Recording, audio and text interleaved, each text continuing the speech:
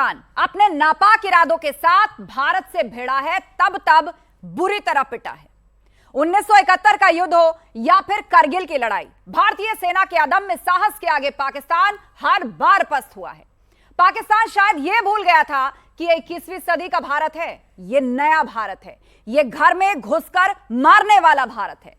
और फिर पहलगाम में मासूम लोगों की हत्या करके अक्षम्य अपराध कर दिया पाकिस्तान ने।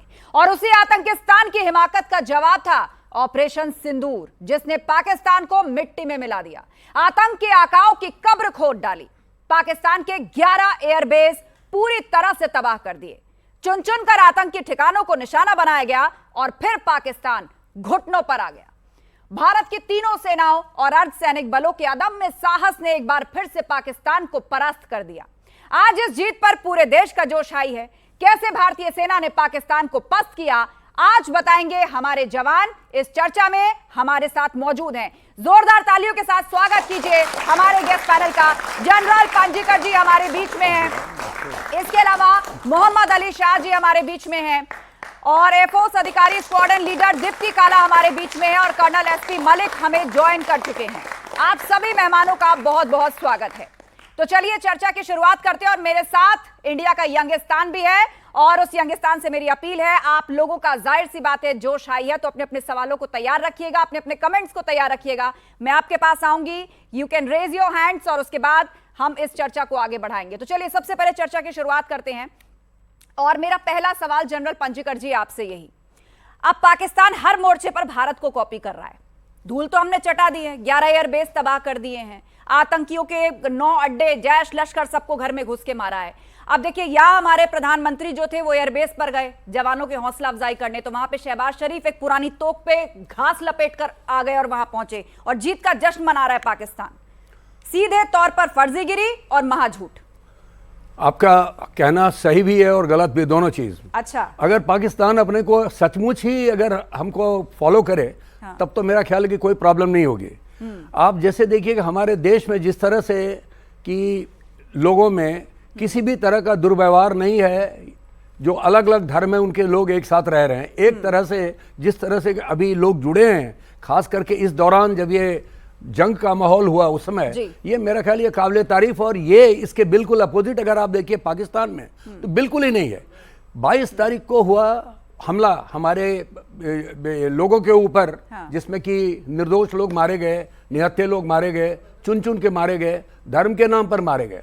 लेकिन उसके पहले अगर आप देखिए, उससे 5 या 6 दिन पहले, मेरा ख्याल है 16 अप्रैल का दिन था, जब वहां के जो डिफैक्टो लीडर हैं, हाँ, चीफ प्राइम मिनिस्टर तो वहां का कुछ है नहीं, वहां के जो मौलाना हैं, जो कि चीफ है आजकल बने हुए वहां वही देश चला रहे हैं ऐसा लग रहा है जी। तो उन लोगों ने, उन्होंने जो वहां पर उन्होंने बताया कि हम जो है बिल्कुल अलग सभ्यता है, अलग है, अलग कौम है, अलग धर्म है, लेकिन हमारे देश में क्या है कि सब हम लोग एक हैं, चाहे हिंदू हो, मुसलमान हो, सिख हो, ईसाई हो, सबके सब हम एक हैं।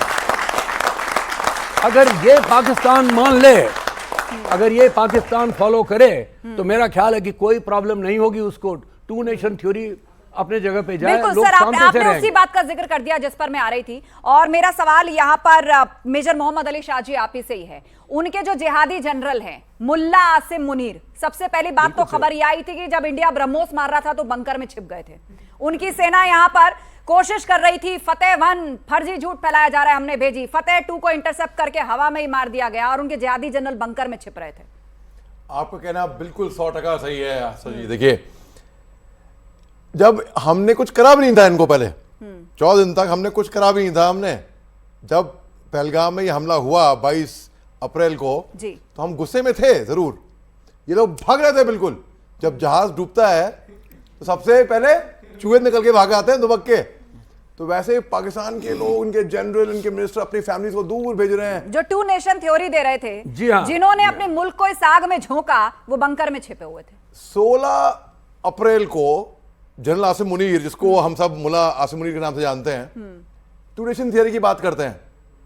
कहते हैं कि हिंदू और मुसलमान साथ में नहीं पाएंगे। क्या क्या बकवास बारी, शर्म आती है मेरे को कि वर्दी में कोई भी ऑफिसर, चीफ तो बहुत दूर की बात है, कोई भी ऑफिसर ऐसे सोच भी सकता है। ये बहुत ही शर्मनाक बात है। और हिंदुस्तान में देखिए, जितने मुसलमान हिंदुस्तान में है ना, उसके आधे भी नहीं होंगे पाकिस्तान के अंदर। ठीक है, और इतने लॉयल हैं, इतने वफादार। ये हमारी देखिए ये 5 उंगलियां हैं आशा जी, हिंदू मुस्लिम सिख ईसाई अलग अलग से, और जब ये आपस में साथ मिल जाते हैं ना, एक मुट्ठी बन जाती है ताकत। और मुझे लगता है पाकिस्तान ने अपना आईना देख लिया है। दीप्ति काला जी, इंडियन एयरफोर्स ने पाकिस्तान को कैसा सबक सिखाया है? मुझे लगता है कि इंडियन एयरफोर्स ने उसको अपनी सच्चाई दिखा दी, और अब इस एक्शन के बाद मुझे लगता है कि उसको उठने में बहुत वक्त लगेगा। उठेगा तो वो कभी भी नहीं, उठेगा तो वो कभी भी नहीं, लेकिन वो वापस आने में, सदमे से ही बाहर आने में बहुत टाइम लगेगा। इतनी प्रिसीजन से जो हमने उनको ध्वस्त किया है, आप देखिए जो 9 अड्डे थे और जो एयरफोर्स बेस थे, यही मैं कह रही थी कुछ दिन पहले भी आस्था, कि देखिए एयरफोर्स बेस, एयरफोर्स रनवे को, किसी भी रनवे को तबाह करना एक बहुत बड़ा डिसीजन होता है, बहुत बड़ा डिसीजन होता है जब हम वॉर में होते हैं या हम कन्फ्लिक्ट में होते हैं, क्योंकि हम रडार उड़ा देते हैं, हम उनके असेट्स उड़ा देते हैं, बट एक बेस को उड़ाना एक बहुत सबसे बड़ा मुझे लगता है जो नुकसान हम पहुंचाते हैं। क्योंकि आप देखिए, आपको ये इनफैक्ट ऑडियंस